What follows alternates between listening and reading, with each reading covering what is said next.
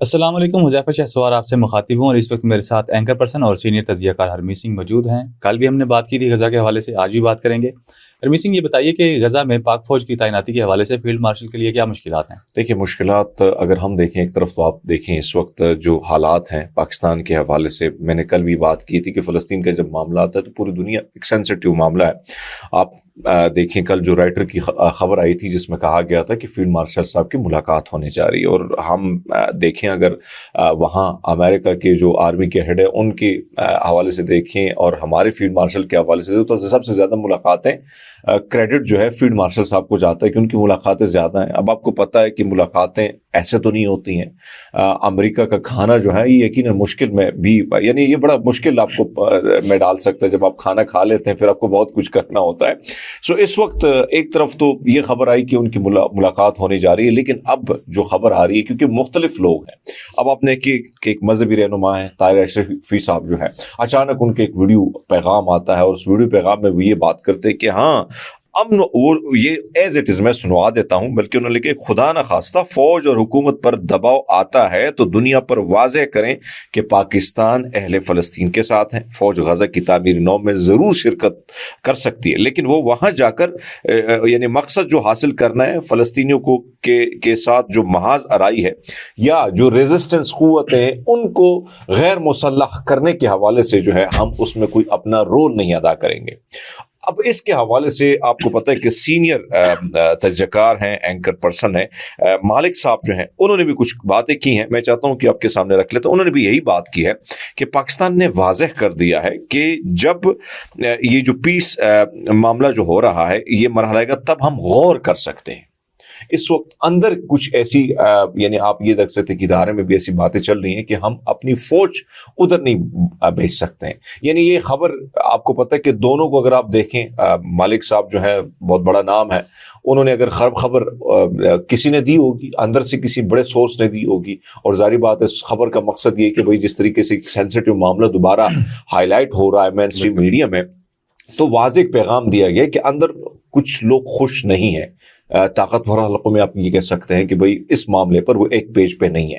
اور اس وقت میرے پاس جو خبر ہے کہ نون لیگ یعنی جو حکومت ہے وہ بھی کہیں نہ کہیں اس پہ خوش نظر نہیں آتی ہے، کیونکہ ویسے بھی نون لیگ کا ووٹ بینک سارا کچھ ختم ہو گیا ہے۔ لیکن اس کے ساتھ ساتھ ایک اور خبر جو ہمارے سامنے اس وقت گردش کر رہی ہے کہ دیکھیں ایک طرف ابصار عالم صاحب وہ کہتے ہیں کہ پاکستان غزہ میں امن فورس کے حوالے سے امریکہ کے سامنے سٹینڈ لے گا۔ اس کے علاوہ میڈیا کو بھی کوئی بریفنگ دی گئی ہے، یعنی یہ خبریں بھی گردش کر رہی ہیں، لیکن اب کیسے سٹینڈ لے گا؟ آپ کو پتہ ہے کہ ڈونلڈ ٹرمپ صاحب بار بار ہمارے اس رجیم کو ڈراتے ہیں عمران خان کی وجہ سے کہ بھئی عمران خان کو پھر الیکشن دے دیں گے، اور عمران خان کو اگر الیکشن سیشن ملتی ہے تو گراؤنڈ پھر ان کو کیا ملے گا؟ ظاہری بات ہے پھر مشکلات ان کے لیے زیادہ ہوں گی۔ تو اس وقت ایک طرف تو آپ دیکھیں کہ F-16 کی جو اپ گریڈیشن ہے نا وہ ہوئی ہے۔ اس کے علاوہ آپ نے دیکھا کہ ہمیشہ ڈونلڈ ٹرمپ نے کہا کہ میرے پسندیدہ جرنیل جو ہیں عاصم منیر صاحب ہیں۔ تو اس ساری سچویشن کو اگر آپ دیکھیں ایک طرف تو اندر سے جو خبریں آ رہی ہیں، یعنی یہ جو مولانا صاحب ہیں، طاہر اشرفی صاحب ہو گئے، مالک صاحب ہو گئے، یہ خبریں تو آپ کو پتہ ہے کہ کہاں سے آتی ہے۔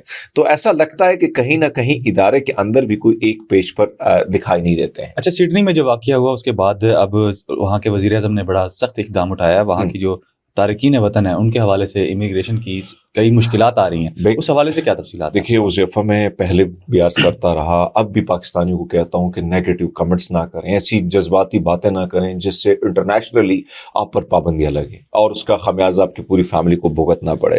سڈنی میں جو واقعہ ہوا جس میں بہت سارے معصوم لوگ جہاں بحق ہوئے، ان کی ڈیتھ ہوئی، یقیناً یہ افسوسناک ہے اور اس کی جتنی بھی مذمت کی جائے کم ہے۔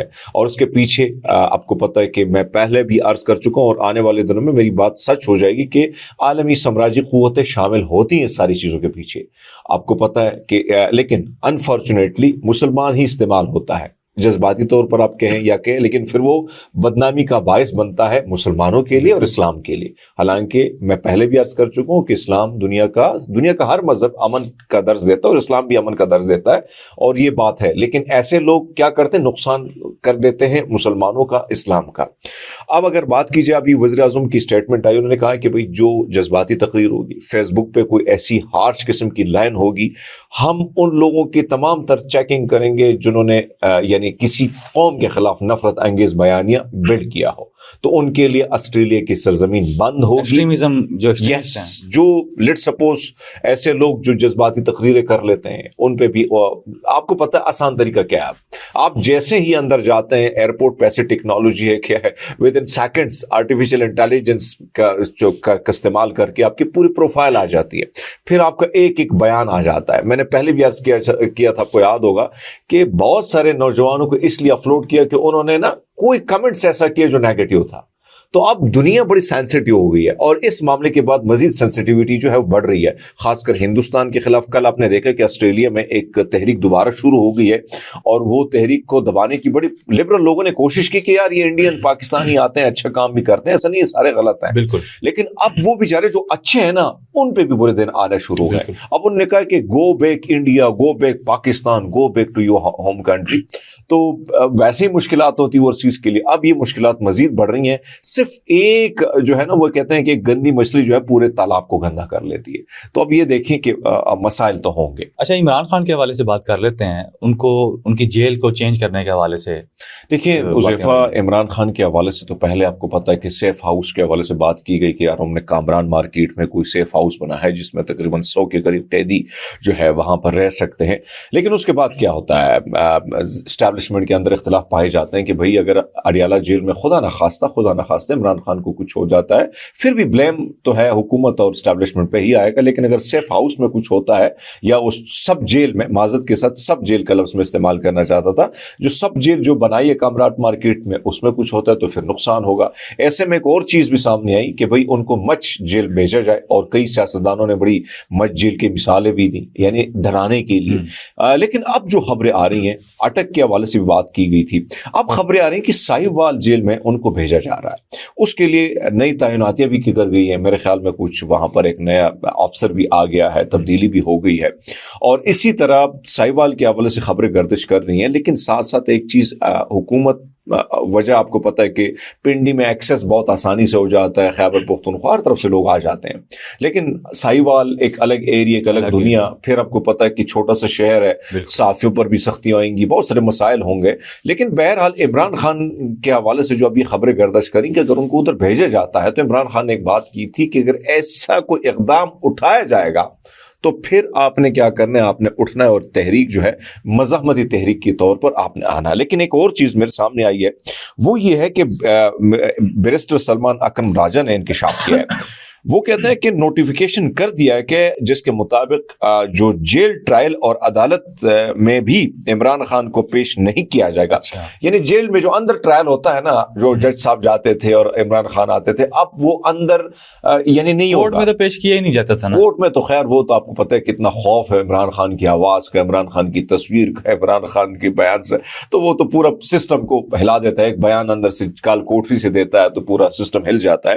اب یہ کہہ رہے ہیں کہ بھئی عدالت میں اب کیا ہوگا, ایک کال کوٹری میں ایک بندہ موبائل فون لے کر جائے گا اور وہ جج کو ویڈیو کال پر دکھائے گا کہ عمران خان کال کوٹری میں موجود ہیں اور جج انہیں کمرے عدالت میں تصور کرے گا. یعنی اندازہ لگا لیں ان کے خوف کا یہ عالم ہے کہ یہ مزید سختیاں بڑھا رہے ہیں. ایک طرف تو یہ ہے, دوسری طرف اگر آپ دیکھیں نا, بہت سارے لوگ کہتے ہیں کہ بھئی ہم نے, نواز شریف صاحب کہتے ہیں میں نے جیل کاٹی ہے, مریم نواز صاحبہ, زرداری صاحب, یہ سارے اگر آپ دیکھیں نا ان کی جیلیں, میں سمجھتا ہوں کہ بڑے وی وی آئی پی جیلیں ہوتی تھی, 20-30 لوگ بیٹھے ہوتے تھے. تو آپ کو نہیں پتا نواز شریف صاحب جب آتے تھے آدھا گھنٹہ ہمارے ساتھ گپ شپ لگاتے تھے, عدالت میں اوپر بیٹھ کے صاحب عدالت ہوتے تھے, یا اسلام آباد ہائی کورٹ جو ہوتی تھی وہاں پر آ کے آدھا گھنٹہ. اور مریم نواز جس طریقے سے لباس زیب تن کرتی ہے, ایسا نئے ڈیزائن کے ساتھ آتی تھی, تو ان کی تو سختی ہم نے دیکھی ہے. لیکن عمران خان کے ساتھ جو کچھ ہو رہا ہے, اس کے بیٹوں نے کل بھی کنسرن شو کیے, اور ایک خبر یہ ہے کہ عمران خان کے بیٹے آ رہے ہیں.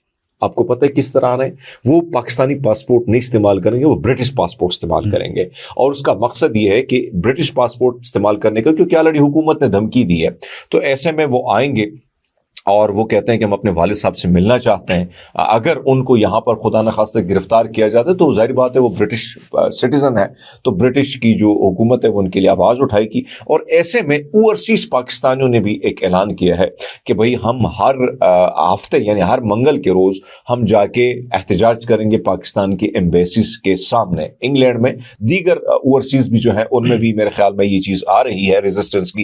اور اوورال اگر آپ دیکھیں حذیفہ, میرے خیال میں انٹرنیشنل میڈیا بھی دوبارہ عمران خان کے حوالے سے بات چیت کرنا شروع کر چکا ہے. اچھا، دو طاقتوروں کے حوالے سے بڑی خبریں آ رہی ہیں کہ ان کے درمیان لڑائی ہو گئی ہے اور اس کے اندر بڑے بڑے افسر ہم نے دیکھا بھی کہ وہ ان کو بڑا رگڑا لگا ہے. تو اب وہ جو لڑائی ہے وہ کہاں تک پہنچی ہے اور آپ کے پاس کیا؟ دیکھیے افسوسناک خبر ہے. ایک طرف تو آپ نے ڈکی بائی بیچارے کے ساتھ جو ظلم ہوا، جو زیادتی ہوئی، سب کے سامنے ہے. لیکن پھر اس طریقے سے انہوں نے کہا کہ بڑے بھائی نے مجھے بچایا. اب بڑا بھائی سب کو پتا ہے کہ بڑا بھائی کون ہے. اگر وہ بیچ میں آ گیا پھر وہ نانا والا، دادی والا، وہ سارے اچانک آ گئے اور ان کو ول پروٹوکول دیا گیا. اسلام آباد ہائی کورٹ کے اندر بغیر نمبر پلیٹ کی گاڑی انٹر ہوتی ہے. ویسے تو اجازت نہیں ہے، کسی منسٹر کو بھی اجازت نہیں ہوتی. منسٹر کو تو مان لیتے ہیں لیکن باقی اپوزیشن لیڈر کو نہیں ہوتی. لیکن وہ ایک ہے، کوئی یوٹیوبر ہے، اس کا نام مجھے یاد نہیں ہے، رجب بٹ. ہاں آئی تھنک وی لاگر ہے فیملی. میں کم دیکھتا ہوں ان لوگوں کو، بہرحال آپ جیسے نوجوان زیادہ دیکھتے ہیں. اب یہ اندر آتے ہیں تو ول پروٹوکول کے ساتھ آتے ہیں. اچھا، وہ یہاں میں ایک چیز کلیئر کر دوں کہ وہ گاڑی جو تھی وہ کسی اور کی تھی. وہ اس نے رجب بٹ کو لفٹ دی تھی اندر، تو اس نے معافی مانگی. سر ایسا نہیں ہوتا ہے. آپ جب رپورٹنگ کریں گے گراؤنڈ پہ جائیں گے، لیکن وہ جو اس کے ساتھ جس کی گاڑی تھی وہ اس کا اپنا ہی بندہ تھا. نہیں خیر، یہ اپنے ہی بندے ہوتے ہیں، پرائے نہیں ہوتے ہیں. جو بغیر نمبر پلیٹ کے آپ اندر ہائی کورٹ میں کیسے داخل ہوتے ہیں اور گاڑی کی اجازت ہی نہیں ہے تو کیسے دی گئی ہے. یہ ویسے وہ لاہور میں آپ یہ کہہ سکتے ہیں کہ آپ کسی کو بنا سکتے ہیں، عام آدمی کو بنا سکتے ہیں، ہمیں نہیں بنا سکتے. یہ چیز بات ہے. لیکن بات جو میں کہہ رہا ہوں نا کہ ابھی ایک معاملہ یہ ہے کہ ابھی یہ جو نوجوان ایک اور آیا ہے، یہ افسر ہے اور اس کی ویڈیو ذرا میں چاہتا ہوں کہ آپ تھوڑا سنوا دیں کہ ان کے ساتھ کیا ہوا ہے. میرا نام محمد ذیشان حبیب ہے اور میں NCCI ملتان میں بطور اسسٹنٹ ڈائریکٹر انویسٹیگیشن تعینات ہوں. آج سے 3 روز قبل 13 دسمبر 2025 کو میرے قریبی دوست اسامہ مسعود کو اس کے آفس کے قریب، جو کہ ٹریولز اینڈ ٹورز کا کام کرتا ہے، کچہری چوک کے پاس سے چند نامعلوم افراد نے اغوا کیا اور میں ان کے گھر والوں کے ساتھ اس کو ڈھونڈنے کی اپنی سی کوشش اور جتنی میرے سے لیگل ہیلپ ہو سکتی تھی دینے کے لیے میں ان کے ساتھ تھا.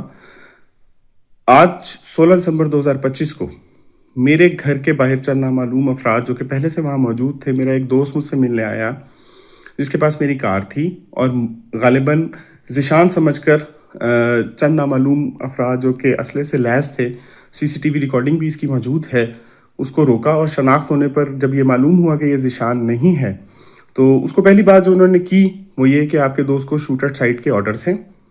اور اس کے بعد وہ میرے گھر کا دروازہ کھٹکاتے رہے اور بیک ڈور سے 4 دیواری کا تقدس پامال کر کے انٹر بھی ہوئے. اور میں وہاں سے گھر میں موجود تھا اس ٹائم. میں نے 15 کال بھی کی but I manage to escape, کیونکہ تقریباً 15 سے 20 لوگ تھے اور 2 سے 3 گاڑیوں پر وہ سوار تھے اور میں ان کے ہاتھ نہ آ سکا. میں نے یہ چیز اپنے ہائر اپس کے نوٹس میں بھی دی ہے اور اعلیٰ حکام سے میری اپیل ہے کہ اس واقعے کا نوٹس لے کر اس کے اوپر سخت سے سخت اور جلد سے جلد کارروائی کی جائے. اسسٹنٹ ڈائریکٹر ذیشان حبیب یہ کہتا ہے کہ بھائی میرے ایک دوست جو جن کا پتہ نہیں کوئی کاروبار تھا، پراپرٹی کا تھا، واٹ ایور جو بھی تھا، ان کو 2-3 دنوں سے غائب تھے. میں نے اس میں زیادہ کوشش کی اب کیونکہ میرا دوست تھا. تو میں جب ملا ہوں تو اس کے بعد بندے آئے، میرے گھر کے نامعلوم افراد آئے، گھر میں گھسنے کی کوشش کی ہے اور پھر انہوں نے کہا کہ میرے ایک دوست سے ان کی ملاقات ہوئی اور انہوں نے کہا کہ اس کے شوٹ آرڈر ہیں، یا مردہ یا زندہ اس کو پکڑنا ہے. کہتے ہیں میں نے پھر اسی میں مالک غنیمت سمجھا کہ میں بھاگ نکلوں، اپنے آپ کو سیف زون میں ڈالوں.